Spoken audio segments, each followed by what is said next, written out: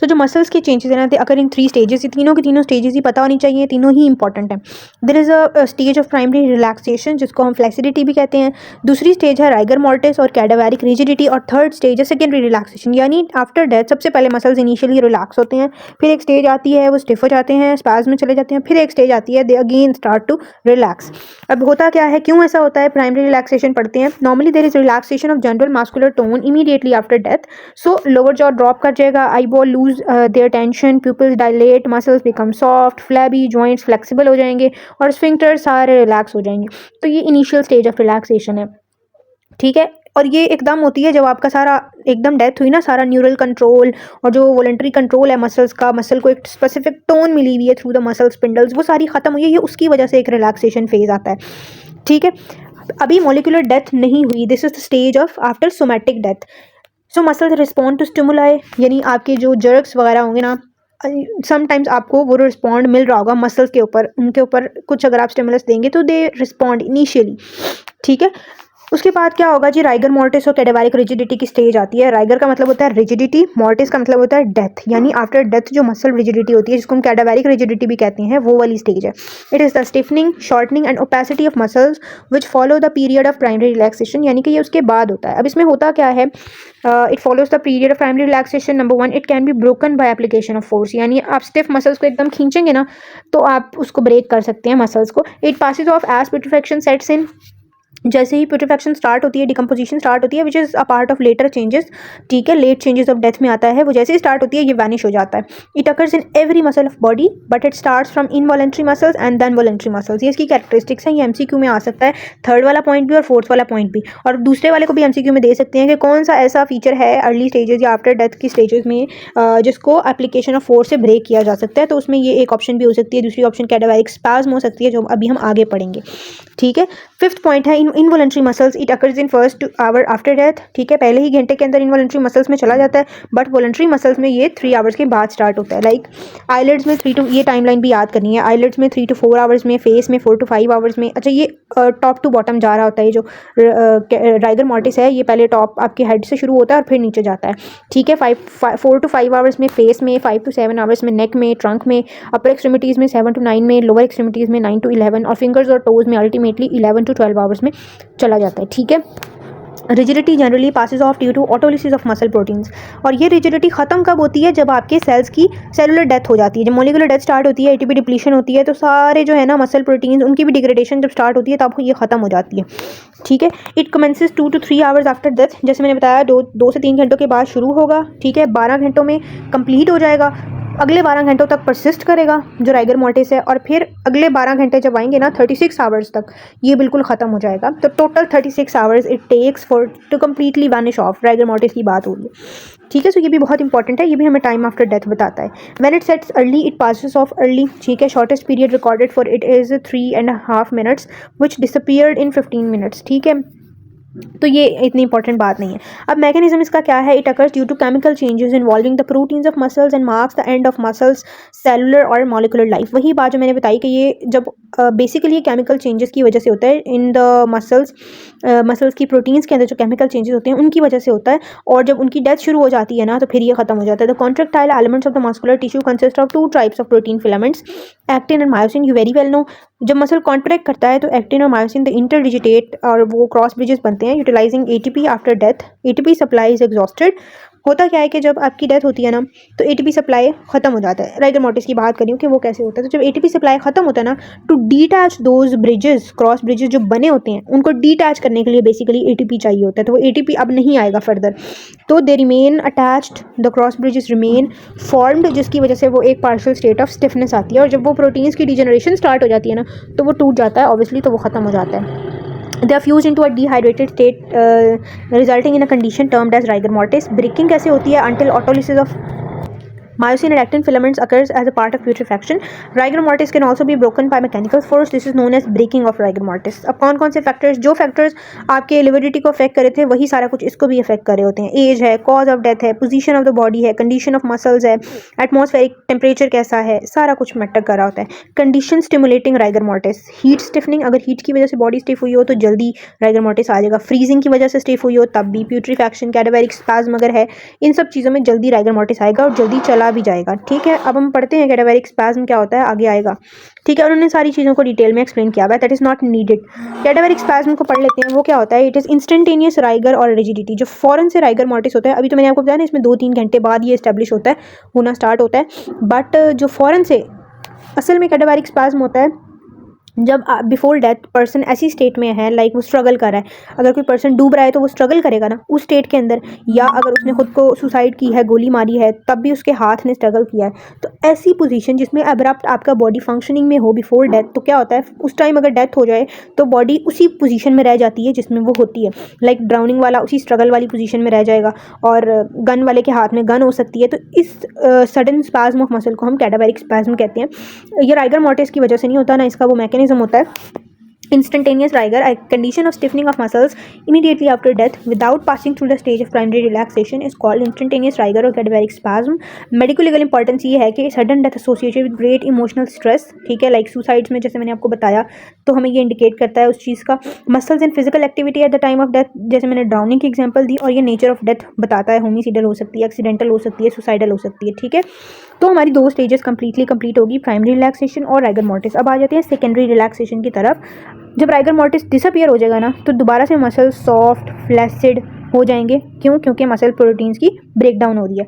तो इस स्टेज को हम कहते हैं it is synchronous with the onset of putrefaction. ठीक हो गया। ये बहुत कॉमनली पूछे जाने वाले सवाल है एमसीक्यूज़ के अंदर कि प्यूट्रीफैक्शन की स्टेज किस स्टेज के बाद आएगी, सेकेंडरी रिलैक्सेशन के बाद, प्राइमरी के बाद, या राइगर मॉर्टिस के बाद। तो यू शुड नो।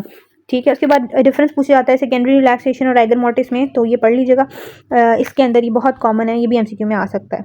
उसके बाद जी कैडावेरिक स्पैज्म और राइगर मॉर्टिस का डिफरेंस आता है, तो मैंने आपको बता दिया है कैसी कैरेक्टरिस्टिक्स हैं, क्या कॉज है, डिफरेंट कॉज है, अकरेंस कैसी है, कौन कौन सी प्री कंडीशन रिक्वायर्ड है, मसल्स कैसे होते हैं, ब्रेकिंग फोर्स से ब्रेक होगा या नहीं होगा। ठीक है, और ये भी ब्रेक हो जाता है बट ज़्यादा फोर्स चाहिए होती है, ये थोड़ा आराम से भी ब्रेक हो जाता है। ठीक है, इंडिकेशंस किस चीज़ की हैं। ओके, अच्छा जी, इसमें एक और चीज़ देखिए, एनी आर्टिकल कैडावेरिक स्पैज्म के अंदर उसको फेमली ग्रास्प किया होगा बंदे ने, और इसके अंदर नहीं किया होगा। क्यों? क्योंकि इसके अंदर रिलैक्सेशन की स्टेज गुजर चुकी होती है, प्राइमरी रिलैक्सेशन, तो वो इंस्ट्रूमेंट गिर जाता है हाथ से, जो भी आर्टिकल होता है। क्योंकि गन वगैरह इसके अंदर आप स्ट्रेस में होते हैं, फ़ौरन से हो जाता है, तो वो इंस्ट्रूमेंट आपके हाथ में ही हो सकता है, या वट जो भी आर्टिकल है। ठीक है, so these were the earlier signs of death. ठीक है, आप हमने करने हैं late signs of molecular death. Basically अब मॉलिकुलर डेथ स्टार्ट होगी, सेलुलर डेथ स्टार्ट होगी। अभी तक जो हमने पढ़ा it is before molecular death. तो मॉलिकुलर डेथ जब स्टार्ट हो जाती है तो वो 3 स्टेजेस में होती है। There is putrefaction, there is adipocere formation, there is mummification.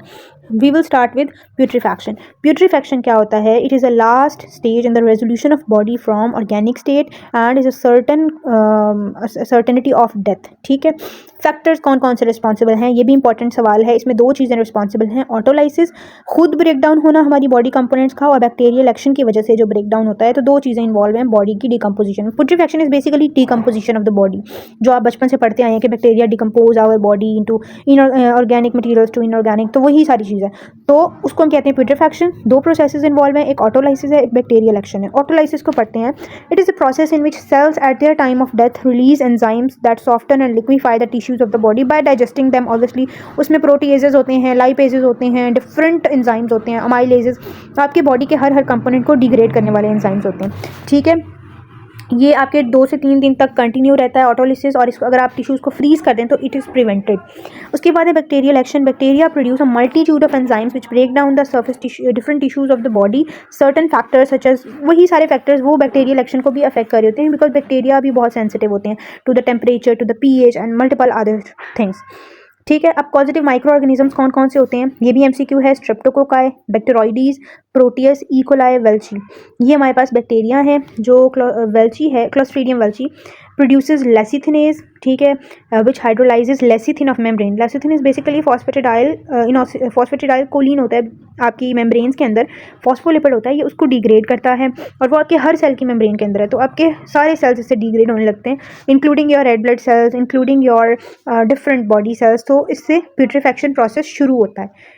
Organs receiving the greatest blood supply and those near the source of bacteria receive most bacteria, और वो फर्स्ट प्यूट्रीफैक्शन उनकी स्टार्ट होगी। क्योंकि बैक्टीरिया नेचुरली आपकी oral cavity, आपकी large intestine के अंदर present है, तो organs near large intestine they are first to putrefy. ठीक है।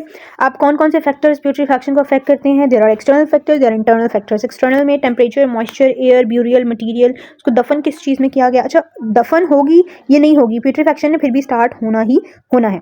ठीक है। और इंटरनल फैक्टर्स में age of the body, body की कंडीशन कैसी थी, उसकी डेथ कैसे हुई, सेक्स उसके, और बहुत से फैक्टर्स हैं कि अगर वो अल्कोहलिक था, बैक्टीरियमिक है, आर्सेनिक पॉइजनिंग का है, तो वो जो है आपके डिफरेंट रिस्पॉन्स है टुवर्ड्स स्टार्ट ऑफ प्यूट्रीफैक्शन। ठीक हो गया।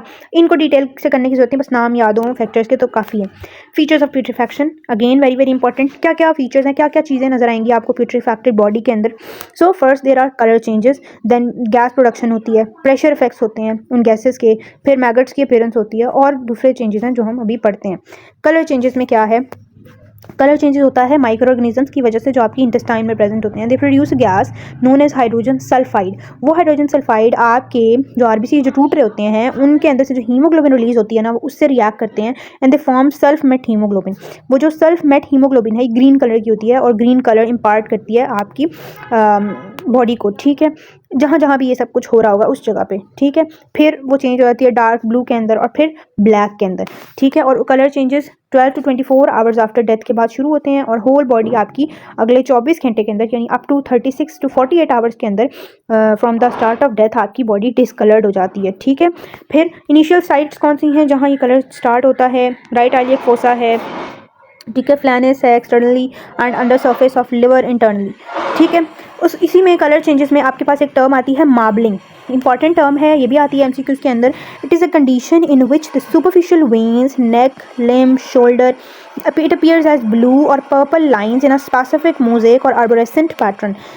ये जब कलर चेंजेस हो रहे होते हैं ना प्यूट्रीफैक्शन के अंदर, तब आपके अंदर की जो वेन्स हैं, जो कैपिलरीज हैं, superficial veins particularly, they appear due to the colour change, they appear as blue और पर्पलिश लाइन। और पूरे अपने पैटर्न के अंदर जैसे अल्लाह ताला ने वेन्स को स्प्रेड किया मैंने ट्री लाइक पैटर्न के अंदर, वो ट्री लाइक पैटर्न के अंदर आपको कलर चेंज की वजह से ब्लू और पर्पलिश नजर आती हैं। उस नज़र आने को हम प्रोसेस ऑफ मार्बलिंग कहते हैं। ठीक है। कॉज इसकी क्या होती है? Deposition of pigments again from the decomposing blood in the vessel wall. Contents of vessel are gas bubbles and haemolysed blood. Time period क्या होता है? It commences after 24 hours of death और ये 36 to 48 आवर्स के अंदर prominent हो जाता है। ठीक होगी बात? Colour changes are complete. इसके अंदर मार्बलिंग लाजमी याद रखना है। ठीक है। और ये जो हीमोग्लोबिन का हाइड्रोजन सल्फाइड रिएक्ट करके सल्फ मैट हीमोग्लोबिन बनाई जो इनिशियली ग्रीन थी, फिर ब्लू हुई और फिर ब्लैक हो गई। ठीक है। गैस प्रोडक्शन क्या है जी? गैस 12 से 18 घंटे में प्रोड्यूस होना स्टार्ट होती है आफ्टर डेथ और अगेन 36 आवर्स में ये भी अबंडेंट होती है और बॉडी रिजिड हो जाती है। अच्छा, अब ये जो गैसेस हैं कौन कौन सी गैसेस होती हैं? इसमें हाइड्रोजन सल्फाइड जो हमने ऊपर पढ़ी, अमोनिया, कार्बन डाइऑक्साइड, मीथेन और फॉस्फोरेटेड हाइड्रोजन। ये बहुत फाउल स्मेलिंग गैसेस होती हैं, इसकी वजह से बॉडी से स्मेल भी आती है। और ये कहाँ कहाँ गैस प्रोडक्शन हो रही होती है? Below your skin, in your hollow viscera, जहाँ जहाँ भी जगह होगी आपकी बॉडी के अंदर। हॉलो विजरास के अंदर सबसे ज़्यादा होती है, सबसे पहले इन्हीं जगहों पर होना स्टार्ट होती है विद इन 12 to 18 आवर्स और 36 to 48 आवर्स के अंदर सॉलिड विजरा के अंदर भी इवन गैस प्रोडक्शन होना स्टार्ट हो जाती है। और ये कौन प्रोड्यूस करते हैं? आपके बैक्टीरिया, आपके अंदर होने वाले जो इस वक्त केमिकल रिएक्शंस चल रहे हैं ना, by the decomposing action of those enzymes, उनसे प्रोड्यूस हो रही होती है। उसके बाद है जी इन प्यूट्रीफैक्टिव गैसेस के कुछ प्रेशर इफेक्ट्स होते हैं। अभी हमने 2 पॉइंट्स पढ़ लिए हैं, कलर चेंजेस भी, गैस प्रोडक्शन भी। अब उन गैसेस के जो प्रेशर इफेक्ट्स हैं हम वो पढ़ने लगे हैं। ठीक है। 18 to 36 अच्छा ब्लोटिंग फीचर्स 18 to 36 के अंदर 36 आवर्स के अंदर आपको फॉलोइंग चेंजेस नजर आएंगे। फेस स्वोलन हो जाएगा, लिम्स इवर्टेड हो जाएंगे, in female breast are enormously enlarge, eye protruded, यानी हर चीज़ की आपको स्वेलिंग नजर आएगी। ठीक है। और 48 to 72 आवर्स के अंदर रेक्टम प्रोट्रूड कर जाएगी outside the body, gases are escaped when abdomen is open. इस स्टेज पर जब हर चीज़ स्वेल हुई हुई है, अगर आप एब्डोमेन को ओपन करेंगे तो गैसेज निकलेंगी अंदर से। ठीक है। Because it is filled with gases, even the hollow organs, even the solid organs in 48 to 72 hours. तो ये आपका जो है वो प्रेशर चेंजेस आ गए ड्यू टू प्यूट्रीफैक्टिव गैसेस। उसके बाद है जी शिफ्टिंग ऑफ हाइपोस्टेसिस। इस टाइम आपके जो ब्लड क्लॉट्स हैं वो सारे लिक्विफाई हो जाएंगे, जो ब्लड के रुकने की वजह से, हाइपोस्टेसिस की मैं अभी बात नहीं करी, जो दूसरी जगहों पे ब्लड क्लॉट हुआ था, एक्चुअली क्लॉट हुआ था, उन जगहों पे वो लिक्विफाई हो जाएगा। हाइपोस्टेसिस वाला ब्लड भी लिक्विफाई हो जाएगा। हाइपोस्टेसिस में ब्लड क्लॉट नहीं हुआ था, वो स्टेसिस हुआ था, तो दोनों जगह वाला, जहाँ जहाँ भी ब्लड क्लॉट हुआ है और हाइपोस्टेसिस में जो स्टेसिस की वजह से ब्लड रुका हुआ है, दोनों जगह वाला ब्लड यहाँ पर लिक्विफाई हो जाएगा, क्योंकि उसकी ब्रेक डाउन शुरू हो गई है, उसकी हिमोलिसिस स्टार्ट हो गई है ड्यू टू डिकम्पोजिशन, और वहाँ पर भी गैसेस प्रोड्यूस होंगी, और जो है वो स्टेनिंग आपकी इस टाइम पर जो आप हाइपोस्टेसिस देखते हैं, जो लिविडिटी देखते हैं, वो शिफ्ट हो जाएगी, वो किसी भी डायरेक्शन में शिफ्ट हो सकती है according to the position of the body, अगर आप बॉडी को इस टाइम देखेंगे तो, ठीक है। यानी कि अगर आप 48 to 72 आवर्स के बाद बॉडी को देखोगे तो आपको लिविडिटी नहीं मिलेगी, वो अर्ली साइंस ऑफ डेथ है, वो आपको विद इन 24 आवर्स मिलेगी, उसके बाद नहीं मिलेगी, वो खत्म होने लग जाएगी due to decomposition of blood.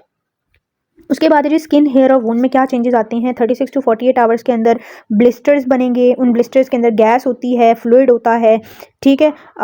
और 48 to 72 आवर्स के अंदर स्किन ऐसे उतरती है जैसे ग्लव होता है, ठीक है। स्किन की पीलिंग ऑफ स्टार्ट हो जाती है, हेयर लूज होने लग जाते हैं और निकलने लग जाते हैं, wound start bleed and is difficult to form an opinion whether these wounds are antemortem और पोस्टमॉर्टम, यानी उस वक्त ये कहना मुश्किल है कि ये वुंड मरने के बाद इसको लगा है, आर्टिफैक्ट है, या मरने से पहले लगा है। आर्टिफैक्ट क्या होता है ये मैं पिछली वीडियोज़ में ऑटोप्सी वाले चैप्टर के अंदर बता चुकी हूँ, ठीक है। उसके बाद जी extrusion of fluid from mouth and nose, अगले स्टेज में माउथ और नोज से जो गैस के प्रेशर की वजह से जो डिफरेंट कंटेंट्स हैं वो बाहर निकलने लग जाते हैं। एक्सट्रूजन ऑफ फ्रॉदी ब्लड बाहर निकलने लग जाता है, एम्प्टिंग ऑफ हार्ट, और सारा ब्लड बाहर निकलेगा हार्ट से, और changes in appearance of genitalia in males, penis and scrotum swell enormously, female genital become pendulous, 48 to 72 hours के अंदर uterus protrude outward and the foetus may be expelled out if the woman was pregnant. इसको हम कहते हैं postmortem delivery. ये भी important term है कि 48 to 72 आवर्स के बाद आप, मैंने बताया पहले रेक्टम बाहर आएगी, फिर उसके बाद आपका जो यूट्रस है it is also protruding out, और अगर उस टाइम मरने के टाइम पर फीमेल प्रेग्नेंट थी तो वो जो फीटस था it would also be expelled out of the body and this process is known as postmortem delivery. Alright, अगली स्टेज है जी अपीयरेंस ऑफ मैगट्स। मैगट्स कहते हैं वो जो मरने के बाद एक कीड़े पर्टिकुलरली आ जाते हैं ना, उनको हम मैगट्स कहते हैं। वो कब अपीयर होते हैं, फोरेंसिक एंटोमोलॉजी ये कहती है, forensic entomology is basically the study of insects in forensic medicine, the study of insects that infects a dead body, उसको हम फोरेंसिक एंटोमोलॉजी कहते हैं।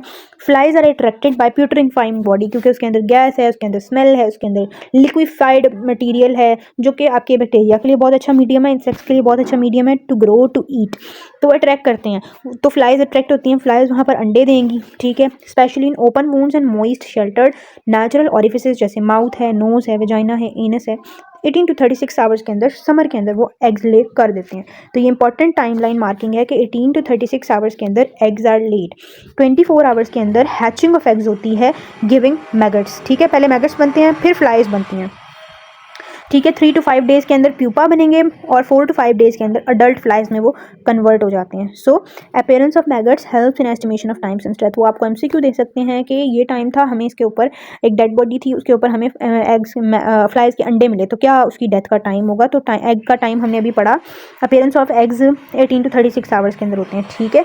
हैचिंग उनकी 24 आवर्स तक हो जाती है, तो this is time line is very important. Other sequelae 2 to 3 days के अंदर hair and nail become loose, ये इंपॉर्टेंट नहीं है, जो इंपॉर्टेंट था वो हमने बता दिया। प्यूट्रीफैक्शन ऑफ इंटरनल ऑर्गन्स भी वही है कि ऑर्गन्स की प्यूट्रीफैक्शन भी एक ऑर्डर के अंदर होती है, जैसे अर्ली प्यूट्रीफाइंग ऑर्गन्स उन्होंने बता दिए हैं, लेरिंग्स है, ट्रेकिया है, स्टमक है, स्प्लीन है, लिवर है, brain of infants, intestines, omentum, mesentery, जो आपके मेन ऑर्गन्स हैं they are late putrefying, that include heart, kidney, lung, bladder, oesophagus, pancreas and so on. The last organ that putrefies in male is prostate and in female is non-gravid uterus, ठीक है। तो ये आपकी जो है वो arrangement है, इसमें से आप लेट वाले या याद रख लें या कोई एक याद कर लें और बाकी को दूसरे में रख दें, इट्स अप टू यू, ठीक है। अब थोड़ा सा बताया हुआ वाटर के अंदर प्यूट्रीफैक्शन कैसे होती है। A body which is completely submerged in water putrefies slowly, क्यों, क्योंकि वाटर के अंदर एयर कम होती है, क्लोथ से प्रोटेक्शन होती है बॉडी की, और वाटर का temperature as compare to the air कम होता है, ठीक है। बस इतना इसमें याद रखना, इट इज़ इनफ। अच्छा, वाटर के अंदर वही सारी चीज़ें अफेक्ट करेंगी, in addition to the quality of water, water के अंदर डिफरेंट कंटेंट्स जो हैं उसको उसके वो आपने देख लेने हैं, बाकी सारी चीज़ें वही हैं जो हमने पहले पढ़ी हैं। So this was all about putrefaction, ठीक है। इसकी स्टेजेस, इसमें क्या क्या चीज़ें हो रहे हैं, टाइमलाइन स्पेशली मैगट्स वाला वो बहुत इंपॉर्टेंट है, ठीक है। सो नेक्स्ट स्टेप आती है एडिपोसील फॉर्मेशन, जिसको एडिपोसी फॉर्मेशन भी कहते हैं, सपोनिफिकेशन भी कहते हैं, और आई गेस ममीफिकेशन भी इसी को कहते हैं, नहीं ममीफिकेशन इज डिफरेंट, अब वो आगे है। तो इसके दो नाम है, एडिपोसी फॉर्मेशन और स्पोनिफिकेशन।